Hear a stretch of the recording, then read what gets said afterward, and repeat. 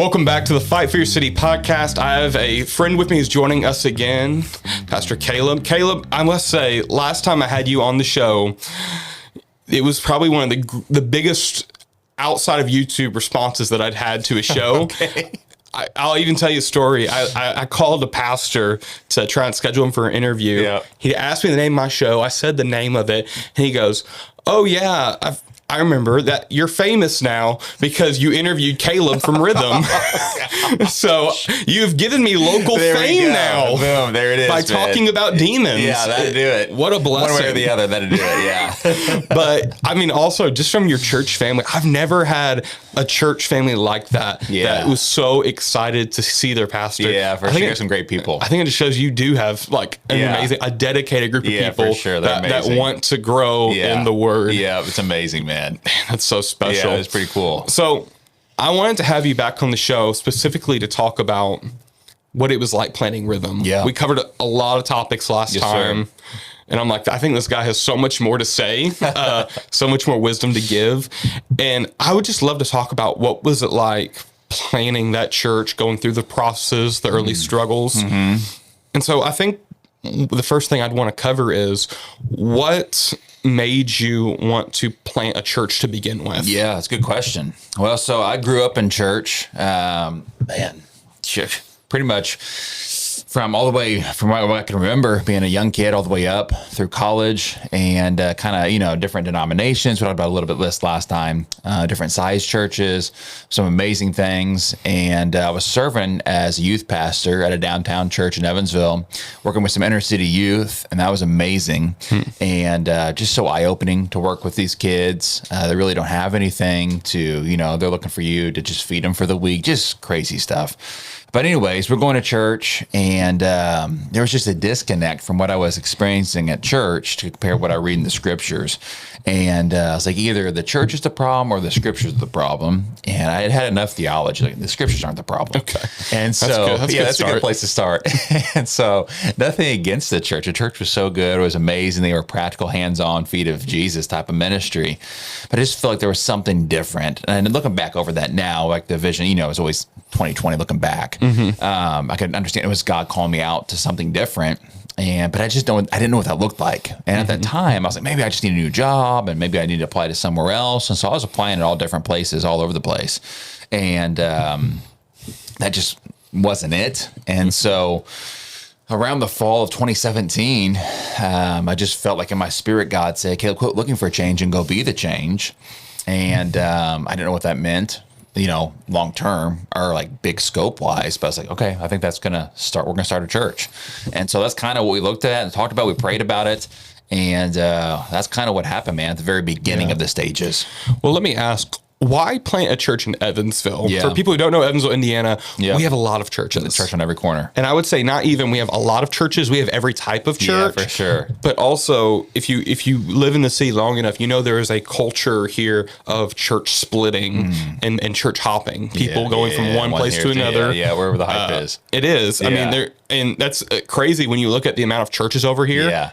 And you could be like, that's a split. Yeah, that came from a split. That, some of them from like the 70s. Some of them like really recent. It's not healthy. And it's made like news stories talk about it sometimes, which is crazy. Sure. Some of it has been, that gets talked about. Yeah. So what made you say, okay, this is the city that we're going to go to? Yeah, for sure. So we were serving at this church in Evansville, and then our original plan was to plant a church in Newburgh. That's where I was from. Went to Castle. My wife went to Castle. And so that's where our family was. That's where we were living at the time. And so we're like, we're going to go to Newburgh. And that's where we were. Our original plan was to launch actually in Castle High School's auditorium. Okay. And thank God that didn't work out, because that would have been a logistical nightmare. But at the time, it was hype. It was cool, starting a school.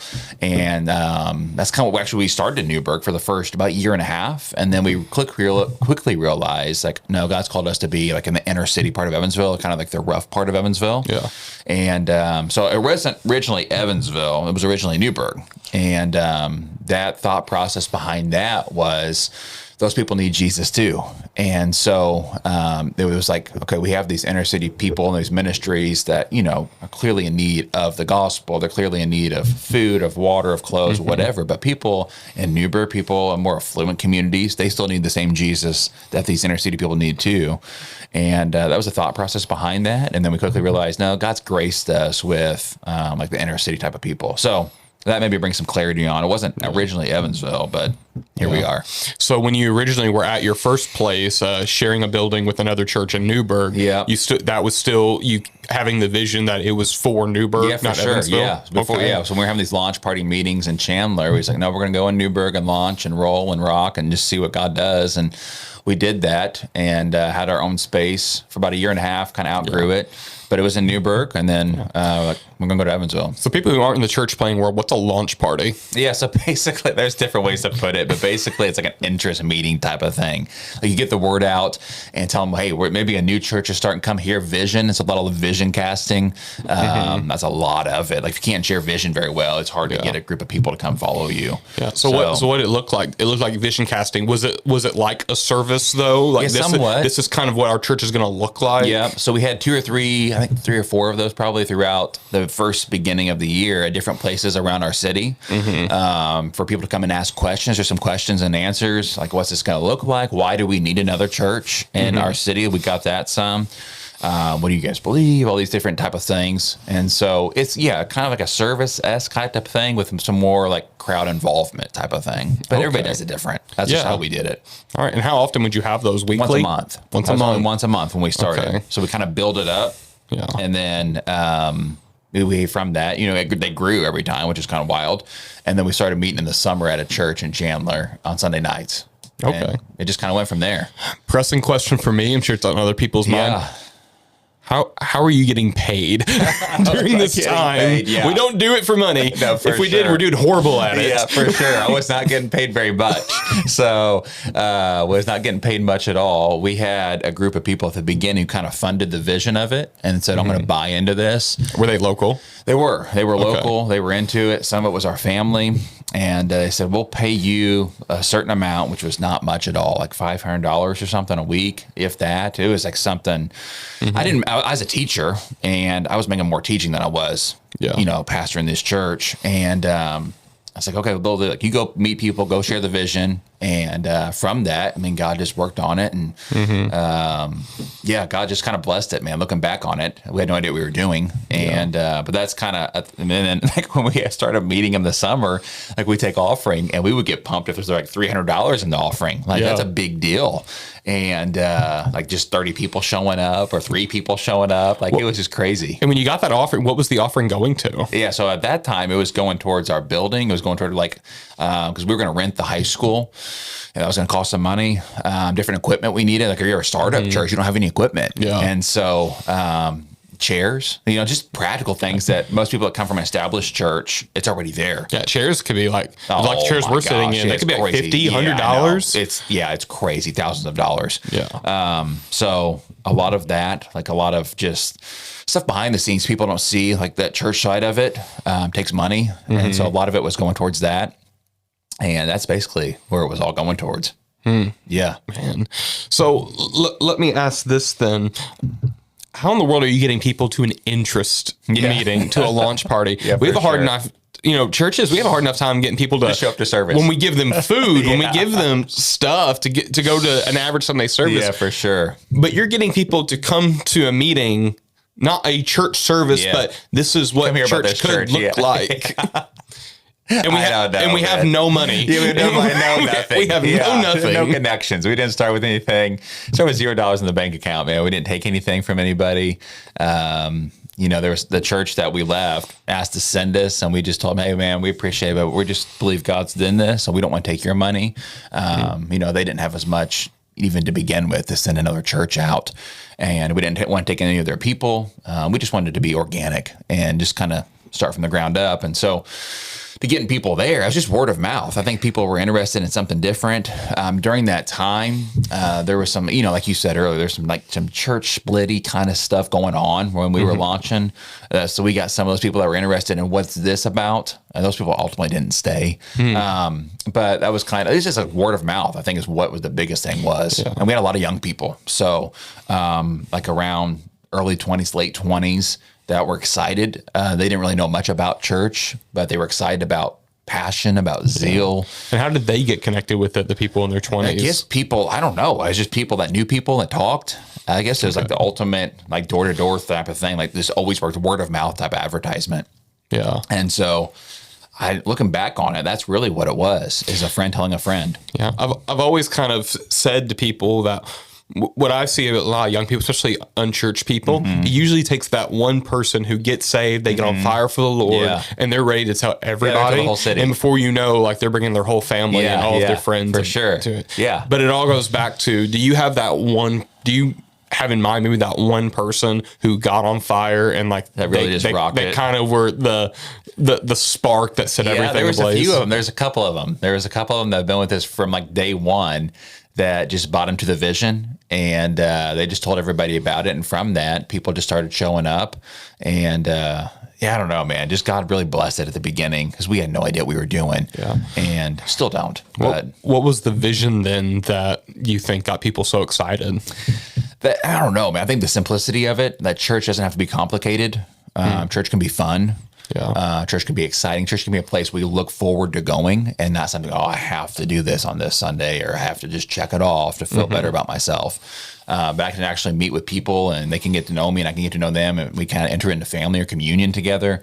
And I don't know, it's just excitement. I think that was kind of the biggest thing, is like there was some hype around it, which I don't know if that's healthy or not. Yeah, but it just is. Back, it was what it was, and people are excited about new trends and new fades and new facades. And you see that with almost any new church that has a cool name and a somewhat, kind of catchy logo or catchy type of speaker or something that's charismatic or a good worship leader. They're going to draw people.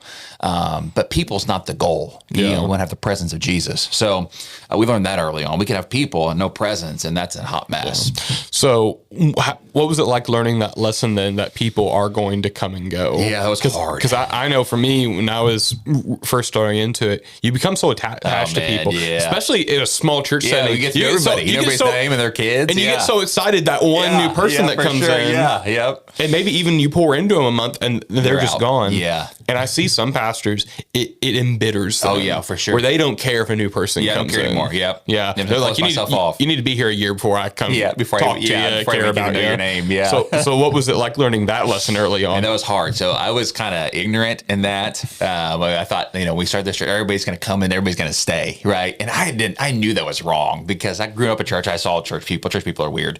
And so I'm in one of them. So I'm including myself. I'm not throwing that out there to everybody. I'm one of them. But I still remember the first time we had a family leave. And we had just started, we got our own place, and we were meeting on Sunday night. Super sweet family, man. Family of 5. And they were tithers, they were servers. And I remember getting a text message from that night. I didn't see him there. I remember this.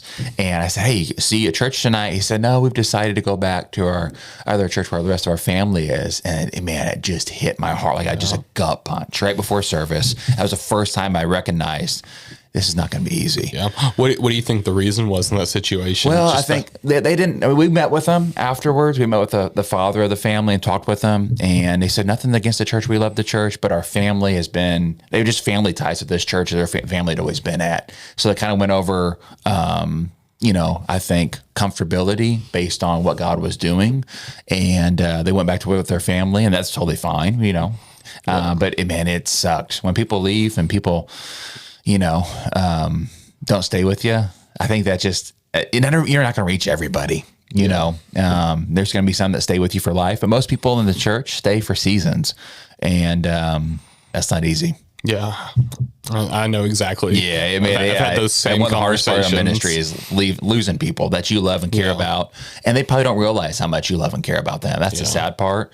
But I think the hard part is guarding your heart from that, because unfortunately, it can make you kind of bitter and upset and kind of jaded towards people, and it can make you jaded towards God if you're not careful. And so I think daily, renewing your heart in the Word and His presence is super key for any, not just church planter, but for any pastor, anybody who's in ministry at all. So you're getting started. Yeah. You're getting new people in. What was the goal that you had to hit to get the building that you were looking for? Did you have a financial goal in mind, or No, did you not have really. Did you have like an attendance goal in mind? Yeah, no. So we started to meet this place called the Foundry, which at the time Crossroads owned the building and was renting it out or something like that. I don't know what happened. It was a theater, and it sat like 150 people. And at that place, like we were packing it out on Sunday nights, about 100 people. And from that, it was just like, man, I don't know. We were kind of hoping to have our own space because we were limited in that. But from that, I think the biggest thing, we were just wanting people to show up. And we were trying to save for our own place because we only got the building like once or twice a week. So it wasn't even like we couldn't do groups. We couldn't do stuff during the week there. So we had to kind of get creative on how to create family outside of having a building. And so we were trying to save a little bit of money we were having come in and also steward the place we had.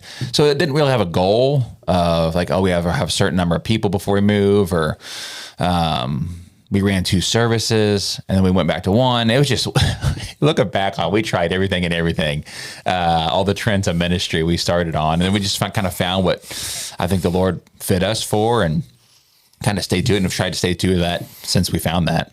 Yeah. So when you're getting going, though, you're staying true to that vision.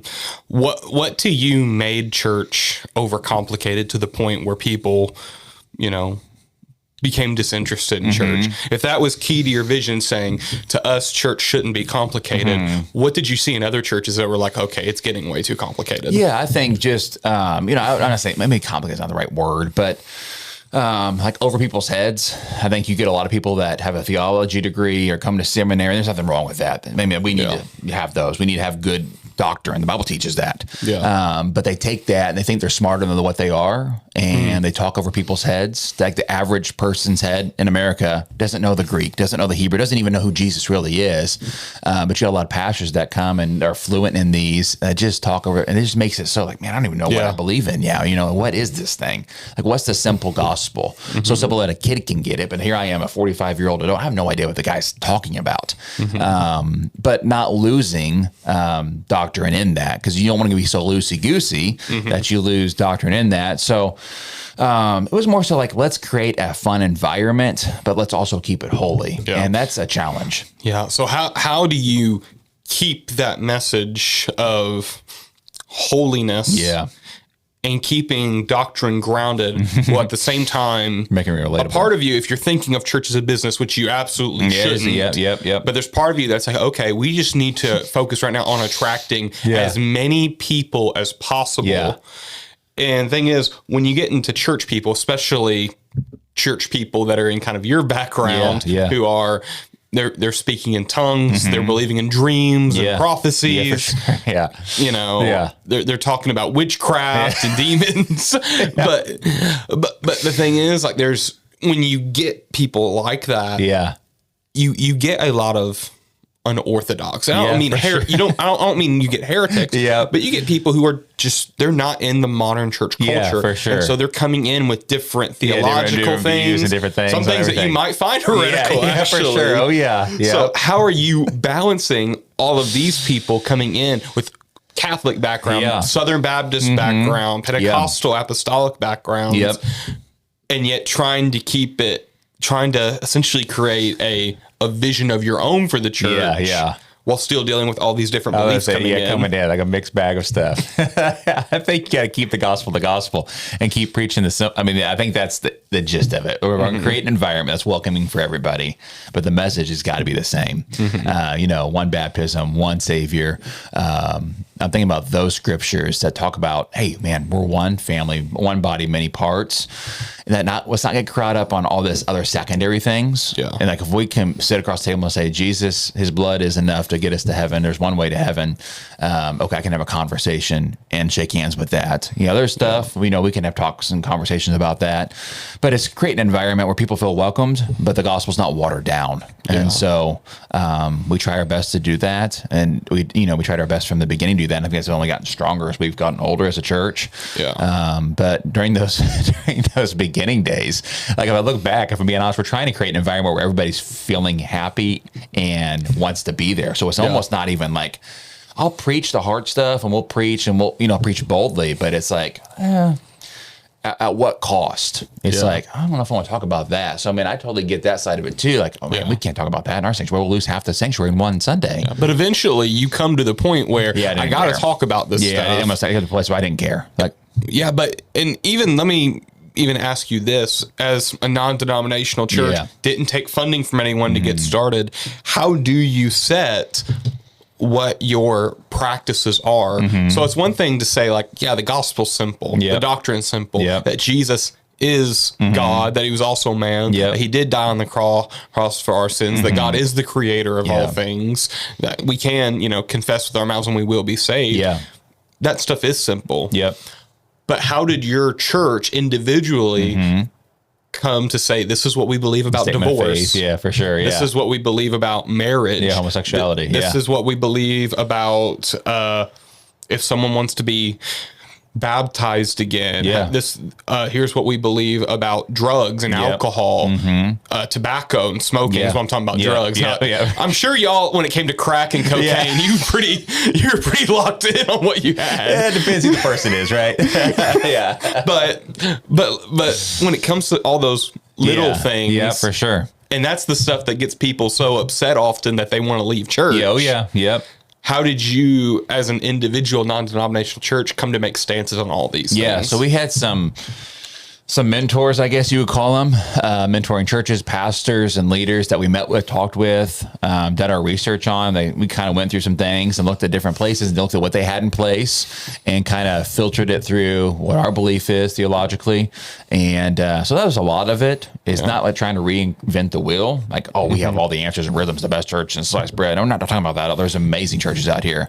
And so it's like, okay, let's take what they already got in place. Let's make it our own type of way. So it was a lot of that, talking with pastors, talking with churches, what works, what didn't works, what do you need to put on your website, what do you not need to put on your website, as far as statement of faith and stuff like that. So a lot of it was just like cold laboring with people. So when you say we filtered it through, who was the we? Yeah, kind of like our initial launch team. So I don't know if you would call it elders because we weren't really established. It was kind of like the leadership team, which consisted of like 5 of us. And we were at the church the size of like 10. So half the people was on the leadership team, just starting off.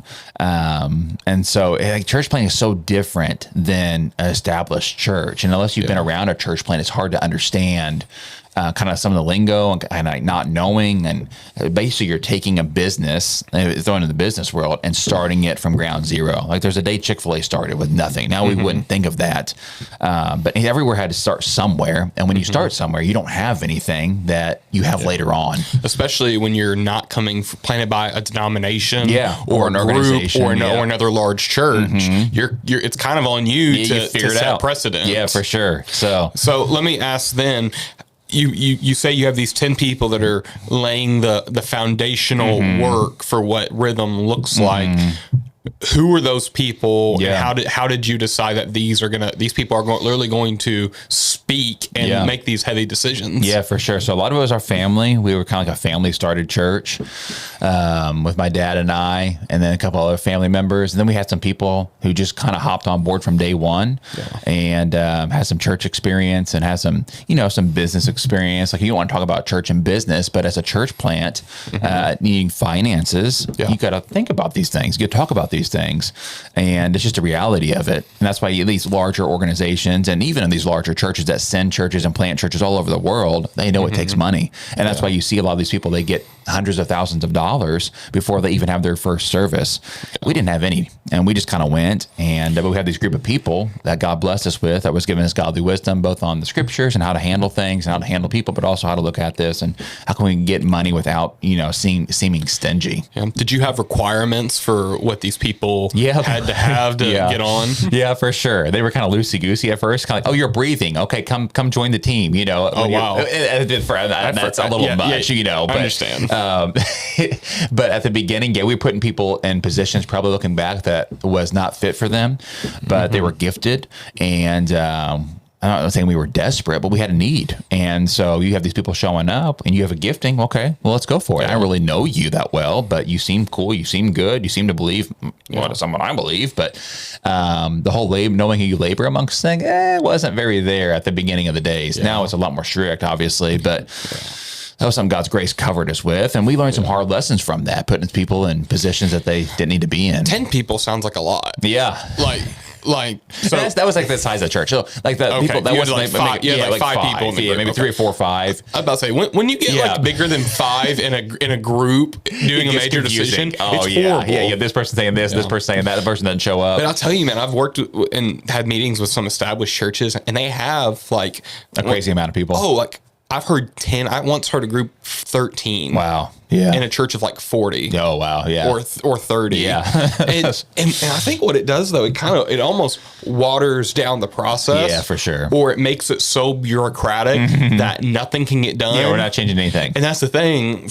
I've never been in the church planning world, but I know that decisions have to be made quick. Yeah, sometimes you don't have time to have a meeting. No. Yeah, when churches want to have a meeting about everything. So when you're getting started,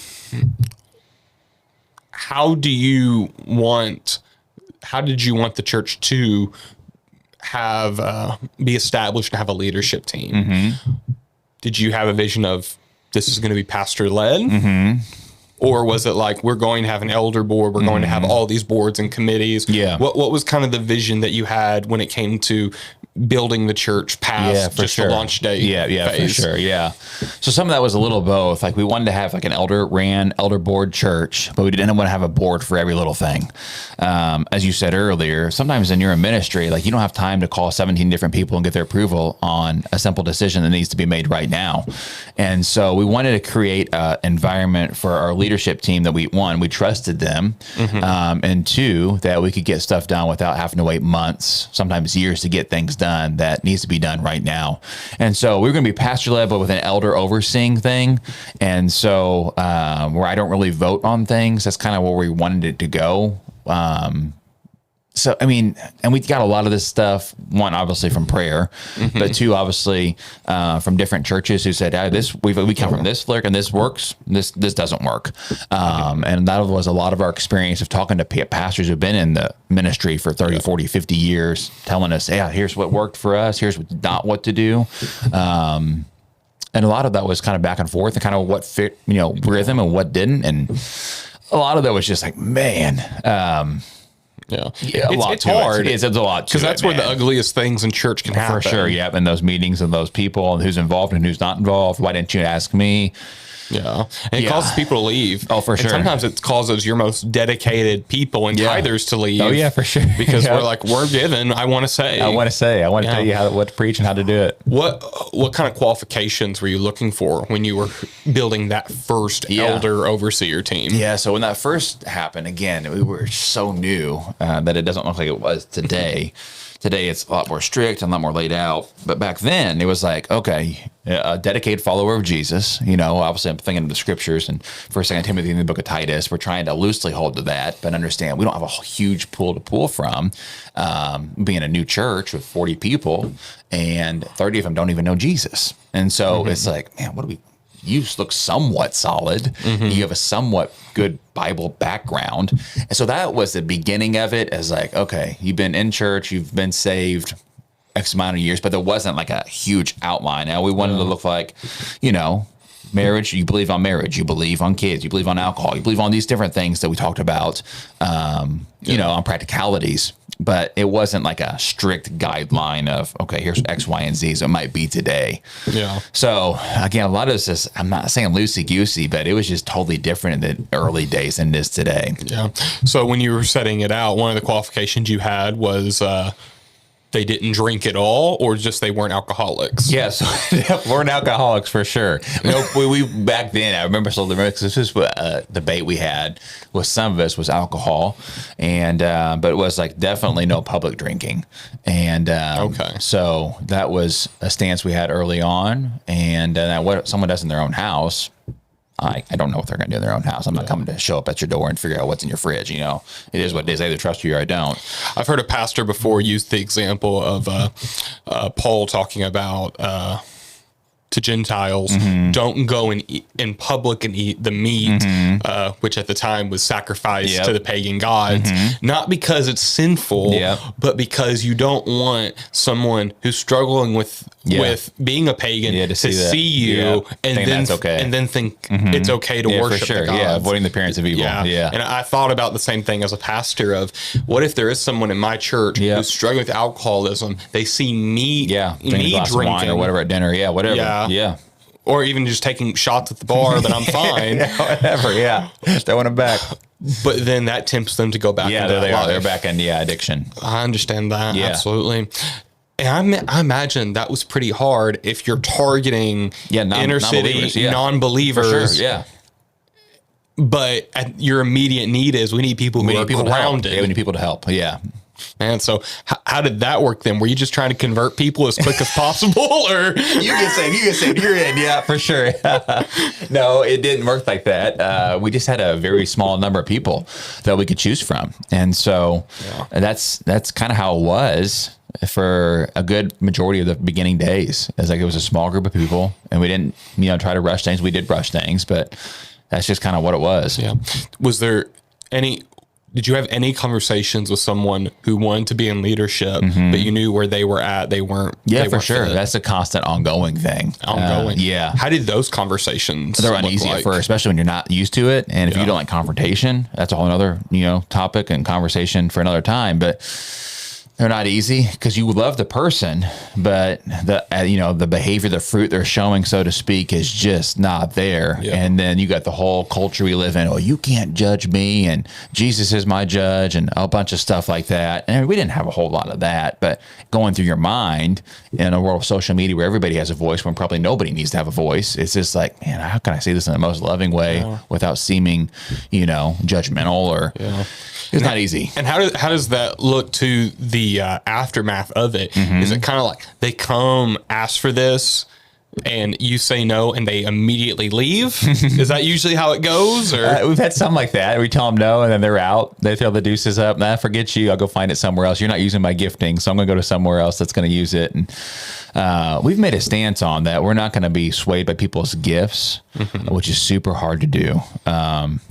We've had musicians leave, we've had singers leave that are super talented and they go play in another church and they're just up there day one because they're talented. But we just believe in some principles that, character trumps gifting. Yeah. And so, we've had people leave, but we also have people that stay and grow and thank us that we see something in them that maybe they don't see themselves, and they grow into the image of Jesus more. And then in a later season, they're able to step up and lead that or whatever that might be. So, and I understand, like, to some people, maybe on the outside of Christianity, or maybe they're attending church but not very involved. Yeah. This is a very boring conversation. Yeah, for sure.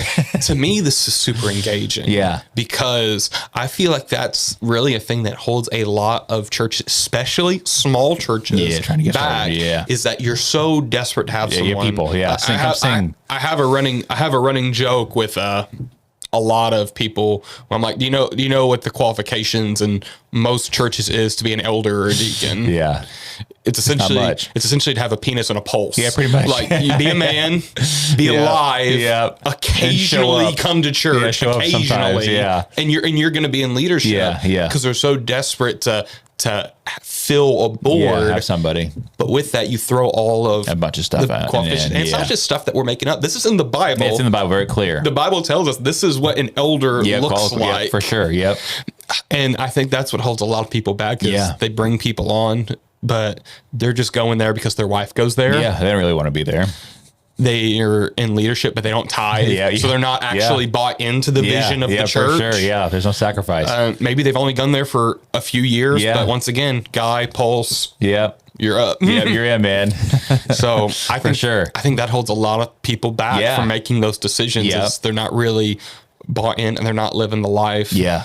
Another conversation I had with another pastor is they think the leadership is the extent of their service. Mm-hmm. So have you ever experienced that sometimes where someone's like, well, I do this. That's all that I do. Yeah, I don't do anything else. Oh, yeah. But they're not involved with anything else. Yeah, for sure. I'm not serving anything else. Yeah. Because I think what really being an elder is, according to the Bible, is that you are in and of yourself a minister. Yeah, for sure. You're ordained. Yep. And you're supposed to be going out there, knowing people, being involved, stepping up, willing to do what no one else is willing to do. Absolutely. 100%. Yeah. And so to you, that's another big qualification they got to hit. Oh, yeah, for sure. Yeah. We look for that before we ask someone, can we see your servitude before we see your want for leadership?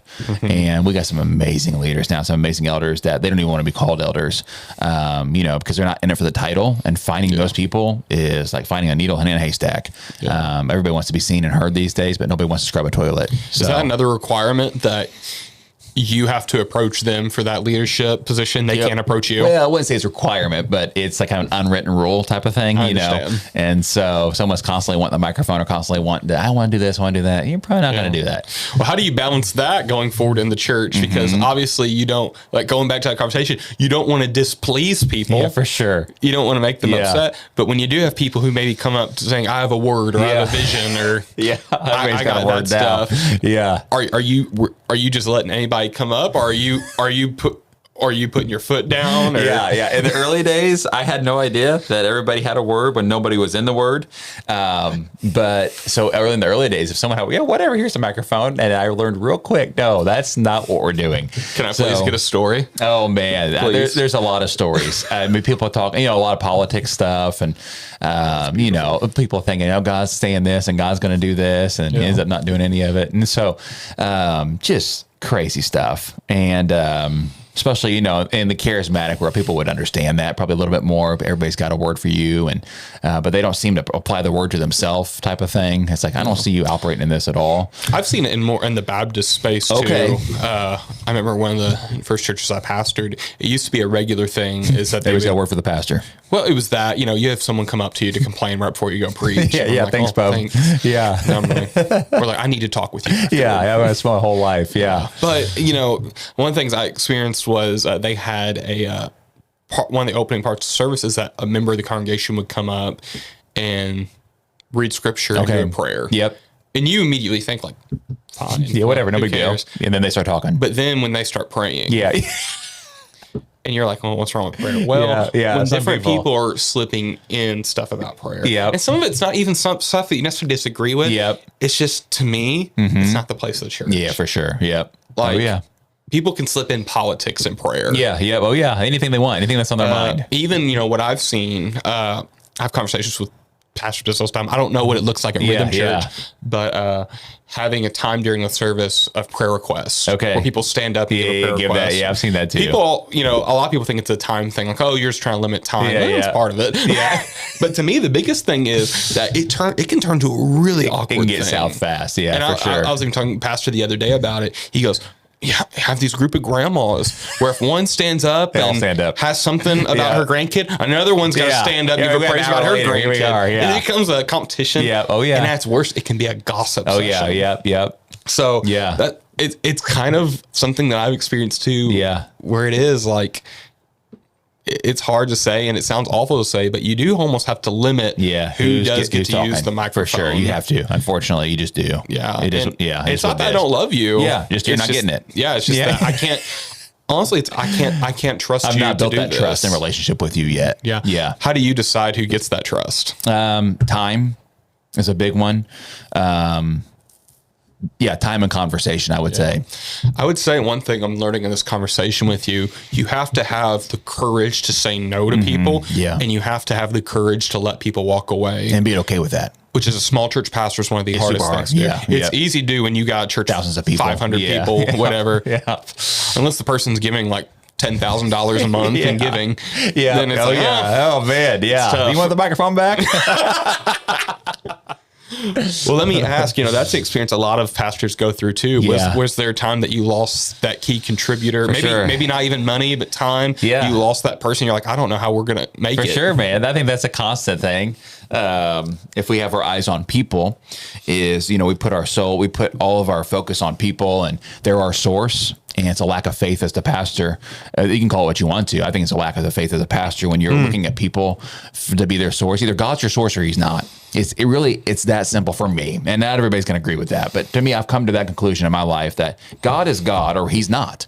And if he's not, then I need you to sustain me. And if he is God, then I'm going to be sustained, whether you're in a seat and giving or whether you're at some other church giving. It may sound simple. Was it always that easy to do? No, for sure. We lost people at the beginning who were big givers, man. They owned their own business. We lost a lot of money. And the natural human side is to go chase them down and ask them what they can do. What did I do wrong? Can you come back? And now you're chasing people instead of chasing the presence. And I think that's scary. And it's the tactic of the enemy, I think, to get our eyes on people. But this is easier said than done. And this is like not something I've mastered. Someone's like, he's got it off. I don't have any of it figured out. It's a constant daily thing that I have to think about. These people that, come and go. It's like, man, like, what if they would leave? And it's a constant thing. Can I ask you a really hard question? Go ahead, man. Did you lose a lot of money when you made the shift from Newburgh to inner city Evansville? No, we didn't actually. Wow. Yeah, we did not. Which is crazy because Newburgh is like the suburb where like if you get money over on the east side, you're like a doctor, a lawyer, or something. You go move out to Newburgh. Yeah. So that's shocking to me that you were blessed in that way. Yeah, for sure. We did not lose a bunch of money over there because there were some people that were built into the vision. Like we want to go help people. We want to steward people more so than just, have a social club. We want to be able to practically help people. Yeah. In the end, when you're looking back at that dedicated group of people, was any of that the people who left another church to join you, or were your most dedicated people the unchurched people who bought in and were willing to give everything? Yeah, I think a little bit of both. I think you see that more commonly with people who don't know Jesus, and you lead them to Jesus, and they're kind of like with you for life. It is what it is. You give them the greatest gift, and they're not going anywhere. Well, God would tell them to, obviously, but with church people, like the church world, we'll call them church hoppers. They usually leave because they're upset with something, and so it's just a matter of time before they're upset with you. Yeah. Unless their heart changes somewhere. And you'd pray that that's the case. But more than likely, if a guy's been at a church every 3 years and they've been at 30 different churches, they've tried every church in Evansville, they haven't found the one, the church is probably not the problem. The person in the seat is the problem. Yeah. And so... Have you ever had that conversation with someone? Not like as directly, but you can just see it. Like you can just read it when people come in and you talk to them and hear their story. What does your relationship look like with a person then? Because sometimes I can kind of quickly figure out personally. Yeah. Like, okay, this we're not person, a fit for you. Like this person, it's not even that we're not fit. It's just that I think we're a fit short term for whatever you're dealing with. Yeah. So what does it look like to minister to a person who you know is probably not going to stay? With us. I think you have to minister them like Jesus does, man. And that's the hard part is I'm going to love you just as much as this person who's been with me in the trenches from day one when nobody knew about rhythm. And compared to someone who wants to come in and join in and wants to be seen and heard in front of a lot of people. I think you have to love them as you love the least of these. I think part of it too is you can't always make assumptions. For sure. Yeah, for sure. It's not that your assumptions are wrong. Yep. 90% of the time that you might be right. But it's just that I think an essential thing as Christians, we have to believe people do change. Yeah, you have to. I think we have to. If not, this is this is a hard. We're not an insurance company for sure. where it's always about probability. Yeah. In the end, we do believe people can be changed and transformed. Absolutely. And unfortunately, just a history of Christianity. If you're in church, if you're in ministry for any part of time, you're going to get burned. Yeah, it's just a matter of time. Maybe look at Jesus. Yeah. But that's the thing is we love people. We'll pour ourselves out for them. Yeah.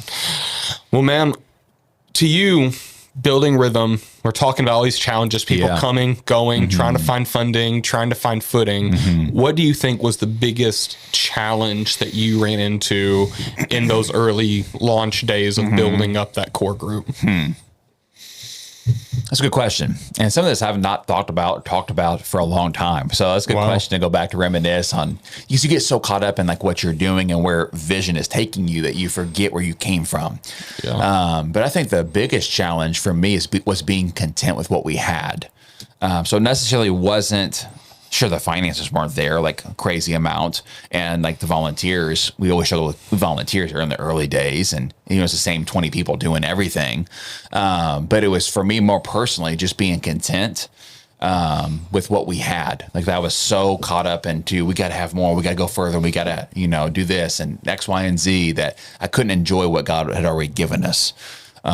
So I think that was the biggest challenge for me. I don't know about the church. Yeah. What size were you at that you were content with what you had? Man, I don't know. I think that's a daily thing for me, for just, what I know the Lord's put on our heart. And I want everybody to be saved. I want everybody to be a part of the kingdom of God.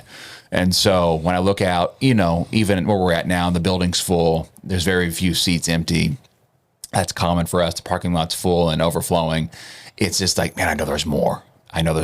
It's like I'm content, but I'm still hungry for more. So I'm learning not let my hunger to eat my contentment, because, I'm going against the scriptures if I do that. But it wasn't really a number, because I think you always chase numbers. If the numbers, I got to get, the church. I had a conversation with a successful church guy here in the city who told us, hey, within the first 2 years, I think what he said, first 2 or 3 years, if you don't hit the number 200 of number of people, a church probably will never get there. Now, this guy who studies church planning, who plants church and has campuses and stuff. So I was like, okay, well, whatever. And we finally hit that. And it's like, did you hit it in the 2-year mark? Yeah, we did. We did hit in around the 2-year mark. And, growth has kind of come in seasons for us. We've had seasons of really high growth, seasons of shrinking, seasons of cutting away, and then seasons of high growth again. And, but it's like, okay, I feel the same as when we have 200 people in a room compared to 20 people in a room. So the people aren't the problem. It's my heart. Yeah. And I think when a pastor can realize that, it'll change the way you pastor people and the way you live your life. In a world that's so caught up with how many people that's the first conversation. Like, if you go to someone church or you talk to another person, well, how many people you got? Yeah. And we automatically base, I respect you if you say a certain number. Like, we won't say that to each other's faces, but most pastors say, okay, he's got 20 people compared to, there's the mega church pastor. It's a scale of how successful and how much credence I can give to what you say. For sure. Yep. So I'm not going to take what he says very much, but I'm going to listen to this guy. Well, this guy could be a lot closer to the Lord than that guy leading this group of people, and you totally miss out on what God wants to give you. Mm-hmm. And so it's not the people. And I had to learn that early, and I got to continue to learn that even today, 7 years in. Yeah. Was there a certain season maybe of your ministry where you grew out of that? I don't know, man. I don't think so. I think that's a constant struggle for any pastor. Yeah. And for someone to come on here and tell you they don't struggle with people, how many people we got, they're really close to Jesus or they're lying. It's just, we're human, we're wired. And especially in the culture we live in, when church competition in our city is crazy, as much as you don't want to compete with someone, like, it's hardwired in our brain. Well, look how many people they had. Well, if we do this, we can have that. It's just crazy, man. What do you think about, what I think is one of the problems of church plant culture that we talked about in our last time, which is if you don't blow up in a certain amount of time, then you fail. You failed. Yeah. But let me ask you this: when it came to you coming to Evansville, when you said, "I'm going to plant this church," and this isn't just your mind today, but young Caleb Clark back then, skinny jean dude, tattoos. Tattoo, man, did you have a faux hawk? I still do, but I forgot you do. I still do, man. That's not fixed. Oh man, that's awesome. I'm covering it up today. Let me ask. When you're planning this church, Rhythm Church, even, back when you're thinking it might be Newburgh. Yeah. Was this a thing of, I'm planting my flag here, I'm burning the ships, no matter what happens, this is going to be my church? Or were you prepared to be like, if this doesn't work, I'm out? Yeah, like if it doesn't blow up, then I'll just go try something else. Yeah. No, I was more so, but I'm committed to this thing. Well, of course, now you are. Yeah, of course, looking back now, yeah. But even at the beginning, I was, we're committed to this thing, even so much so, I think some of the decisions we made early on kind of bore fruit to that. Like, we committed to this, and we're not taking money from people. We're not taking people from people. I quit a job that was paying me more than what I was making, or around the same, which was nothing. My wife was bought in on it, which is a huge part of it. So, no, I think we're going to go for it, whether this fails or goes. We're going to go for it. Now, that's easier said than done. And there were seasons I come home from church and like, okay, I need to go check something else out because I don't know if this is going to work. But it was more so the whole of it. It's like, no, we're going to stay here regardless of the fact. Yeah. So when I think about someone who accepts a call to ministry to be a pastor, I automatically think like, okay, there's usually 3 big options you can take. I just go pastor an established church. Maybe it's not even the lead pastor. Maybe it's a role, a role, and maybe I go do that, or I'm promoted. I don't know another word to call it. No, that is what it is. Go plant a church, starting from nothing. There's kind of a third option that's now that gets talked about nowadays, which is called a replant. Which that's becoming more common. Which is I'm going into an older church, a smaller church, and what essentially a replant is, in my background, is you dissolve the church as it was. So that entity as a nonprofit legally doesn't exist anymore. The contract dissolves, and you come in and you reset what the contract is. And usually a replanting, because it's an established church, probably with a denominational backing. There's usually at least a round of funding gets pumped into that with rebranding and everything. So with that, if you're talking to someone who has a call into ministry, how do you talk them through those different options? And what do you think the strengths and weaknesses are for each one? Yeah, there's definitely pros and cons with each one. And I can only speak so much more so to the church planner compared to the guy who's going to take an established church role. Obviously, I would say, there's easy things about that, and there's hard things about that. And any of those 3, you're going to have challenges. But for the church planner in particular, because that's just my world, like I was serving at a church that was a church plant as well. So I've kind of always been around church plants.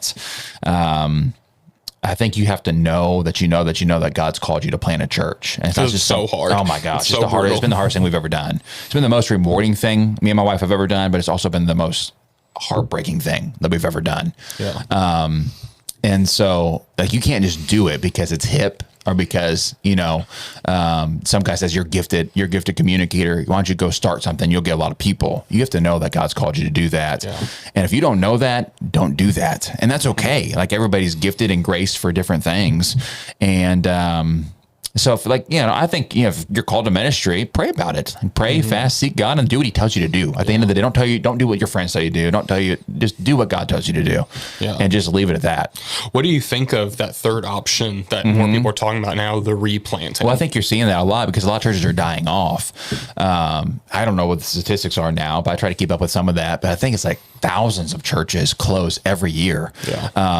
And so you're seeing this with a lot of older generation churches, nothing against them because they laid a lot of roots for a lot of our cities. But you're seeing some younger guys come in and take over church buildings that are kind of sitting vacant. I think you see this a lot in Evansville. Like, there's huge churches that 20 people go to. And it's like, okay, there's a church or there's a guy who could come up there, restart that, rebrand that. I think that's healthy. I mean, I think it takes, though, like, it has to be the full on dissolving. Of the old. Can't be usually a we had that scripture about new wine and old wineskins. It's got to be. Because I think part of the thing is it just becomes the first option. Which, nothing wrong. I've done that as well. For sure. But the problem is with that how can there be effective change? Because often they are where they are because they fell more in love with a certain system or a way of doing things than they did a passion for ministry. Yeah, for sure. Yeah. And I know small churches that they're in love with their systems. The way they do things. Yeah. And they're okay. The systems they're not reaching anybody. The systems aren't getting them anywhere. Okay if there's 33 people. Everyone gets a title. Yeah, for everyone sure. who wants to can be in leadership. Yeah, everybody knows everybody's name. And there's something to be said for that, the small feeling I think that not to get overlooked. I don't want someone to think, oh, you have to have a big church to be successful. Well, there's small churches that are healthy. For sure. There are small churches who are in their 30s, 40s, 50s, who are incredibly healthy, who have great pastors, great and people are being reached and being saved, and God's using them in a different way. Yeah, for sure. Yeah. But also, there are a lot of small churches that aren't healthy. Yeah. And they don't have a heart for ministry. They have a heart for existence and survival. Yeah, for sure. Yeah, for sure. Yeah, no, I think that's good. And I think, the rebranding thing, the merger thing doesn't work a whole lot. We've been asked over the course of 7 years, I think 3 or 4 times, definitely 2, to merge. For your church to merge with somebody? Yeah, for them to merge with us. Basically. For them to merge with you. Yeah, okay. And it's multiple times. Like we'll give you our building, you come in and we'll do things. And it's kind of like a co-laboring type of thing. And it's like, we've seen this just from talking. Like you said, I can just, from talking to someone, you can see this is not going to work.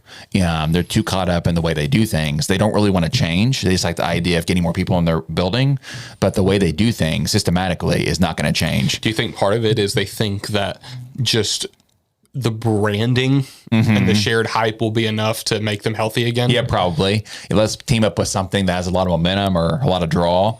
And you see, that's something I hear a lot of people talk about, that is how a lot of churches are growing now. Like famously, one of the most famous churches in the United States is Transformation Church with Mike Todd. Yeah. And they had I wouldn't say even a majority of their growth, but they did get a lot of their growth from merging other local churches in their city. I think it's Tulsa. Yeah, they're in Tulsa. Yeah. And they had other people come in. And I think the agreement for a lot of them was, the money and people. And I think the agreement was like their pastor would get a staff position. Gotcha. There. Okay. Yeah. So there was it wasn't just you lose everything and get in. Here we go. And some of these were, growing groups that had hundreds of people. Yep. And I think that is how some churches want to grow. And in fact, I've seen some small churches that's what they want to do, is they want to assimilate together. They want to merge. For sure. I actually think it is a good thing. Yeah. I think about it with some churches here, denominationally. That's like, all right, you might have 20 Southern Baptist churches in Evansville, and 10 of them have 10 people going to them. Yeah. Well, you could merge into one church that has 100 people and probably have a lot bigger influence in the area. Sure. Yeah, reach more people than being in 10 small churches. Because the reason, I think what some people need to understand historically, the reason that we have so many of these small Baptist or Presbyterian churches scattered is because Evansville, like many, is an old city. Yeah. And the reason we have so many of those churches isn't just because there was church splits or something. It's because when these churches were planted, cars weren't there. Yeah. People were walking that mile to church for sure. or on horseback with a family of 10. All the kids. So you had to have a lot of churches. The problem is all of these churches are now today where people are willing to drive on average 20 minutes to go to church. Yeah, whatever that is. Like you're getting people coming from Newburgh. Yeah. And that's pride. Yeah, we get people from all over. That's hurting pride for people from Newburgh to go to Evansville. We got people that drive an hour and a half one way. And every Sunday? Every Sunday. And then we have another family with about 9 kids that drive over about an hour and a half one way too. So about 3 hours in the car. And it's pretty crazy. How do those people even come in contact with you? I don't know, man. Social media, I think, is what they hear. I don't know. So what year did you plant Rhythm again? 2018. 2018. Yeah. Okay, so social media is a factor. Oh, yeah, for sure. How much did you buy into that early on in the early days? Yeah, a lot, actually. Okay. So we used ads, those promotional things, paid for some of that stuff. How much money did you put into it? I don't know, looking back. I mean, I can't tell you the exact number, but... Thousands? No, not even thousands. It would be 100, so it wasn't like a crazy amount. Yeah. And now we don't do any of that today. I mean, we use social media, but we don't buy the promotional stuff. And did you think it was effective of getting people there? Did it get the people there who stayed? Probably not. No. Okay. No. You think it just bought into the hype? It got people there to see, but not people that were there to commit to it or to buy into it. So and there's other churches who probably used that and who've gotten people to stay. So I'm not saying there's anything wrong with that. Just for us, and it just wasn't really. That's not really who we are. So I've known some churches and these are bigger churches that have crazy budgets and multiple people on staff dedicated to that. Yeah. Oh, yeah. But I remember Life Church with Greg Yep. Rochelle. Oh, yeah. One of their strategy people said that they target specifically people who are struggling with anxiety, depression, loneliness. Okay. And I don't even know how they're able to do that on Facebook. They must have some kind of crazy deal with algorithm, them. yeah. But they're able to actually target people dealing with that Uh-huh. to like a Craig Rochelle sermon. Yeah, about pops that. up. Yep. And that's kind of how they get them. You get them in the door. Connected. Yeah, for sure. But I do think I'd like to know how effective it really is at getting People to dedicated stay. people. Yeah. Because I have this conversation with my dad all the time, Yeah. who's also a pastor. Okay. And, you know, he always says, like, social media is awesome. Yeah. It's never going to be the thing that really grows Yeah, the church. Yeah, yeah. Because I think it's exactly what you said. It really comes back to that peer connection. Yeah, for sure. Because at least what I've seen just by talking to people like you and all these other awesome pastors today, Yep. the most important thing isn't really the hype Yeah. or the music or the preaching or the great logo that I see on the back of minivans cutting me off on the Yeah, Lord. there it is. Yeah, get arrested. Yeah. It's the community. It's the people. Yeah. that shares. Yeah, it's the people that make up the church. How did it look then when you're building that community? What did you think it was going to look like in the beginning, and what does it look like today?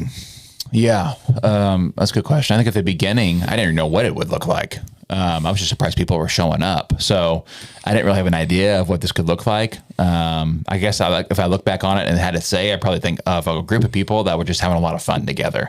And so that's probably not a good way to start church, but that's just kind of what I saw. And then now today it's a group of people that are growing in God together. And so that's what we see today, and that's kind of success for me. And we talked about this off camera, but it's way more important, I think, to see people grow individually than it is to have a lot of people in a room. It's the most fulfilling thing As a pastor, and I think if you have a true pastor's heart, you understand that. That when you see someone's marriage is restored, or someone's kid comes back home and gets off drugs, or whatever that is, it's just so amazing to see that, and that's what makes ministry a ministry. That's why you keep doing what you're doing, because if not, you'll burn out. Yeah. And so, yeah, I think a group of people going after God together is kind of what we see community today as. Yeah, I think it's beautiful. Yeah, for what your sure. church has done. Yeah. And as I always say, you know, it's one thing to be the quote unquote biggest church in the area. Yeah. But I truly believe that your church is one of the most transformational in terms of people who don't even go to your church anymore. Yeah. And yet when they're making a movement in the city and you'd say, well, where did it start? Just trace back to, And they all trace it back to rhythm. Yeah. How many people were at the first launch party you had? First launch party. Let's see where that would have been. About 15. 15 people. 15, yeah. Were you ready to give up? No, I was excited. You were excited 15 people I was showed excited. up. I did it. I was like, yes, Lord. Thank you, Jesus. Let me ask, what was the breakdown of those 15 people? How many of those people knew you personally? Probably about, I think 12 or 13. Oh, so so two people. Yeah, 2 people I didn't know. Yeah, two people. Are the two people still with you today? Well, they were boyfriend and girlfriend at the time. They broke up. And so the girl is still with us today. Yeah. That's usually how it goes. Yeah. But that'd really be weird if it was the same 15 people. Yeah. Just a couple. Oh, yeah, that's funny. Yeah, it's hilarious looking back. That's so awesome. Yeah. Man. I'm so blessed to hear that story because I think it's inspiring to people to know like what God can do with just simple yes. That small handful of people. Yeah, absolutely. You know, and that can grow not just in terms of, oh yeah, I mean this person started at 15, now they're at 500, 1,000, whatever. Yeah. But it's like that God actually used those 50 people to reach. Yeah. Because even if we talk about your attendance at church, just think, how many people do you think you've actually reached? Over time? Thousands throughout the city. Yeah, for sure. Throughout Evansville, Newburgh, the small towns nearby. Yeah, probably so. So let me ask now, we've spent all this time kind of talking about the past and what's happened. You've said when you started, you had no idea what the present would look like today. So what does rhythm, what does it look like for rhythm in the future now? Yeah. Like just in general or... Well, what do you see? Well, I don't know what I see. I see a group of people that are growing in God together, really what I see. People that are coming closer together, more devoted with their faith, more, I guess, I don't know the right word, but more I don't know, just serious about the relationship with the people they do church with. I think there's so many people that go to church that don't even know people they go to church with. And we're all going to spend eternity forever. Most of us, hopefully, will spend forever together. And that's pretty sad that you don't know someone you go to church with. So building family together, just going where God wants us to go and staying where God wants us to stay. I think, it sounds like a cliche answer, but I think the longer we go, the simpler this becomes to me. How do you keep it so simple when it's such a big group now? Yeah, big group we got a big family, however you define big, but I don't know. I think if I don't love Jesus first and foremost in my everyday life, in the secret place, I think that's where everything funnels out of. Then that's got to be the most important thing. And what do you look to continue to grow as the pastor? Because now you've kind of gone from the upstart to now, this isn't me trying to make the mistake that other people do, but now you're at the place where a majority of pastors aspire to be at. Yeah. So who or what do you look to now to continue to grow as a Christian and as a leader? Yeah, for sure. So I got, there's a couple guys in my life that this is crazy. This talks about social media because I don't really know this guy personally, but the way he speaks and preaches just hits my heart. And so like he's leading people, you talk about this, like you're leading people you don't even know. And that's pretty wild to think about. Like you're making an impact on people that you may never even meet on this side of eternity, and you're reaching who knows how many lives. But there's people in my life that I know personally that, keep me accountable and stuff like that. But I think a lot of this comes back to just being content, because when you kind of when you say that from your perspective, and because I think the perspective is always on the beholder's hands. Like I aspire to have a church like Rhythm Church, and for me to hear that, it's kind of overwhelming in a sense, especially in 7 years. Okay, that's a good amount of time, but it's also a short amount of time. And I remember those days when I aspired to be, whatever, Stephen Furtick, that's crazy, thousands of people. But, even like a church of 300, 400, 500 people, it's like, okay, now you're there. And now there's other people aspiring to be where you want to be, like where you are. But yet I don't feel any different than what I was at the beginning. So it's like this, I'm trying to put like it's a big rat race, I think is what this is. The devil's, I think you just got to know what God's called you to do and just do it. And regardless of the results, leave the results up to God, leave the people up to God. I think you find peace there. I think that's the only way to find peace. Because if not, you're constantly reaching for something that'll never fulfill you. And that is what ministry is if you do it outside of Jesus. What do you think about the culture of Christianity now where, there's so many pastors conferences that exist now. There's a lot and I'm not just talking about like it's a worship conference. We go and hear some great speakers, but there's dedicated conferences to talking about church growth, church planning. I'm not even pastoring a church right now, but it's insane the amount of ads I get every day from people who say, pay us X amount of money and we'll use social media to grow your church by 50%, 100%. How they get that. So there's so much of that. There's a lot of stuff going out there. on. What do you think about that kind of culture that exists in church now? I think it's unhealthy. I think it's very unhealthy. Why is it unhealthy? Because I think it's unhealthy for churches to want to grow. I think it's unhealthy for how you. I think that no wanting to grow. That's a good question. That's good. You brought up a good topic, because growth is always healthy. Healthy things grow. That's inevitable. We see that from scriptures, just to natural humanity. I think how you grow is important, and if you grow in an unhealthy way, you're going to bear unhealthy fruit. And so, I think that's a joke. That's just me personally. From someone on social media, I'm going to grow your church for 50% or whatever that is. Maybe your online views, but how are you going to get people in the seats? And I could get on a rant and a rage here because. Can you please? I'm not trying to. No, please. No, but because I see through that, and okay, you might have people fill your seats, but they're not going to stay. They're not going to stay. Well, they came because they saw what did they see? Some kind of hype video or something stupid. The pastor wearing some kind of stupid thing that got them and interested. I can relate to this church, but God didn't bring them. God didn't bring them there. And so, I'm not saying don't use social media. I'm not saying the church planning conference. I think they probably do a good job. And there's been healthy churches that these organizations have started that are amazing today that are reaching thousands of people. But the way they tell you to grow the church today is something we probably don't do one thing on their list. And yet God's growing the church. So I understand that from like starting a church, not knowing, having connections, not having resources. You find a guy who has fire. You find a guy who has a passion for what God's called him to do, and he doesn't know how to do it, and he wants to be successful. He wants to have a lot of people. He wants his vision to go forward. And so they find a group of people tell you, oh, here's how you grow a church in 2026. Yeah. And it looks and it sounds super good and appealing. And they probably have a lot of examples and on. it's formulaic. Yeah. And yeah, this church is doing it. That church does this discipleship movement and all this other stuff. And it's like, okay, well, I'll buy into it. And so now you're buying into a program instead of buying into the presence on your knees, seeking the Lord. I think you just have to come back to who builds the church. Is it people? Is it social media, or is it God? And so I think that's a question every pastor has to honestly ask themselves: is who's building my church? Am I building my church with my charismatic speaking? Is my worship team building the church? Is my movement building the church? Yeah. Or is God building this church? Well, let me go into the next thing then.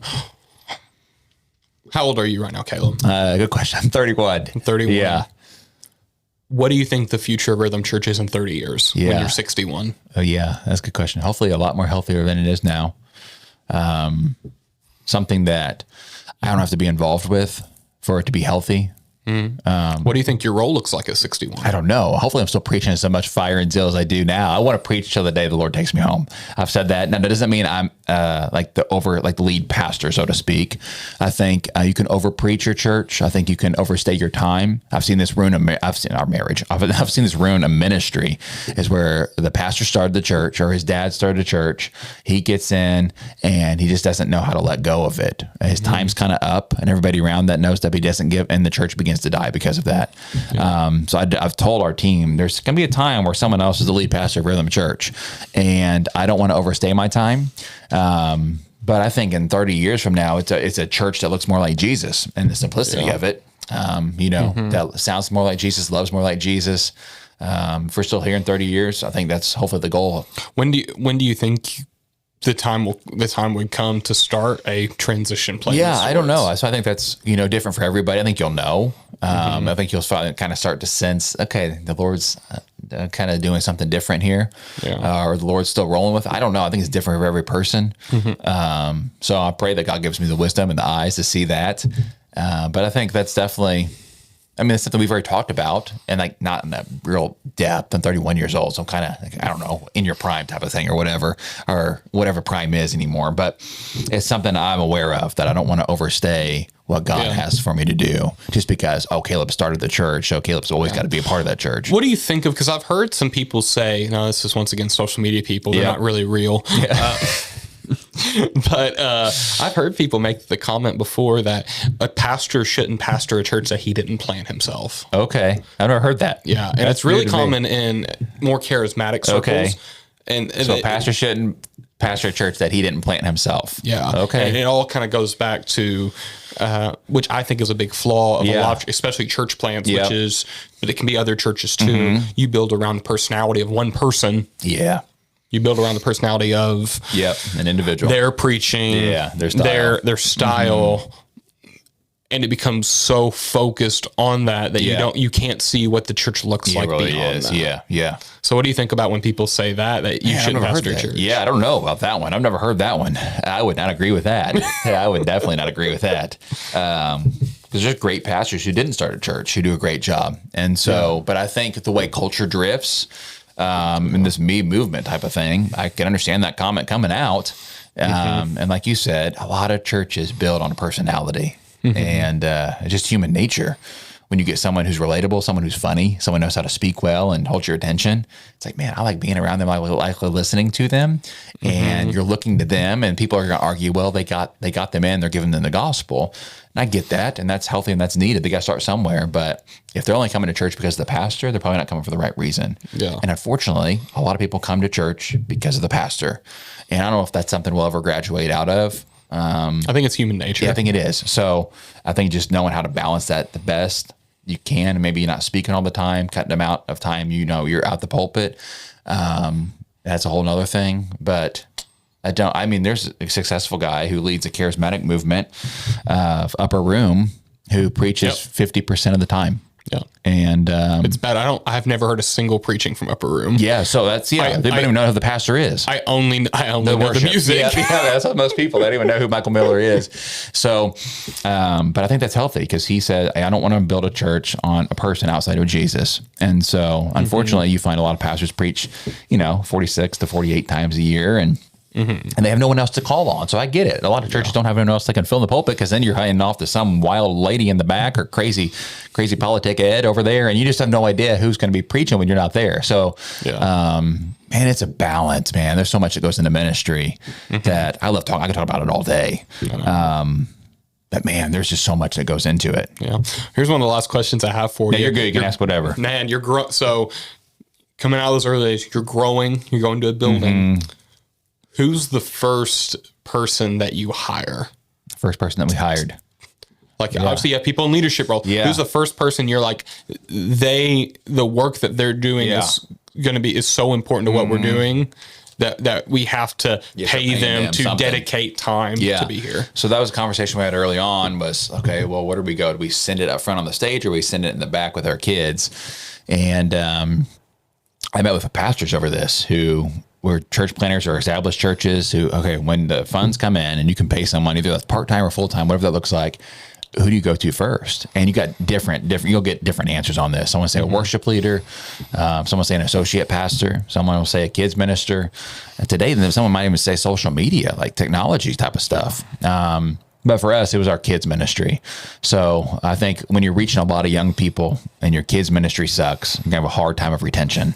Is that what is that an honest feeling of where you thought it was at the time? Well, I wouldn't say we sucked, but I just didn't want to suck. And there's a difference. And I don't know what that looks like, but I wanted to have something that was good and find a good person who does that.